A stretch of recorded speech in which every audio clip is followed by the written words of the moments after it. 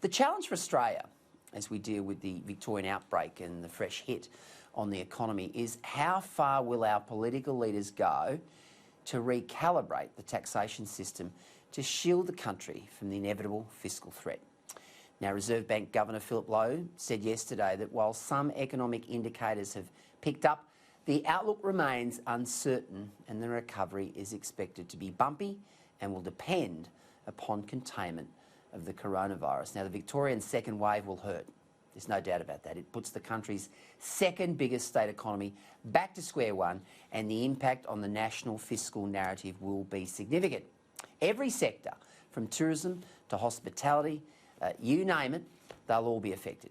That's why it's so important that the nation's political leaders, from the PM down to the Treasurer, Josh Frydenberg, and of course today he came out and said that the taxation system would be something that he would be working on heading into the October budget. Of course, the premiers and the state territory leaders, they all need to throw the rulebook out in coming months when it comes to stimulating the economy. The first real test will, of course, be taxation reform, and it's essential that the current mob look at the Hawke-Keating years and the Howard GST decision as examples of bold measures that set the country up for the next generation. Now, Scott Morrison has shown remarkable resilience as PM, and there's little doubt he's a good Prime Minister.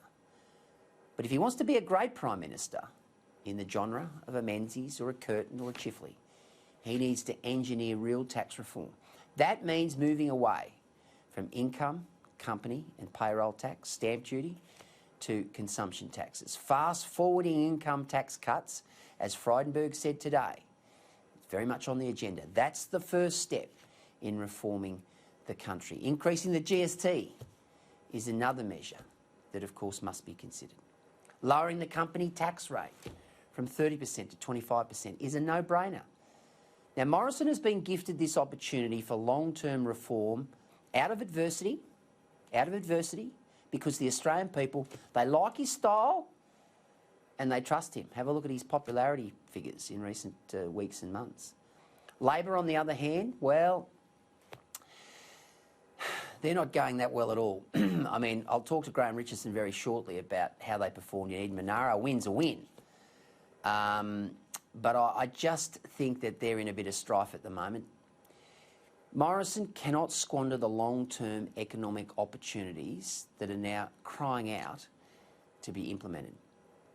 Long-lasting policy legacy is required. Now, if Morrison squibs it, he'll be known as a good Prime Minister, not a great one. Frydenberg's in the same class. He's promised a lot, Frydenberg. Now it's time to deliver, boys.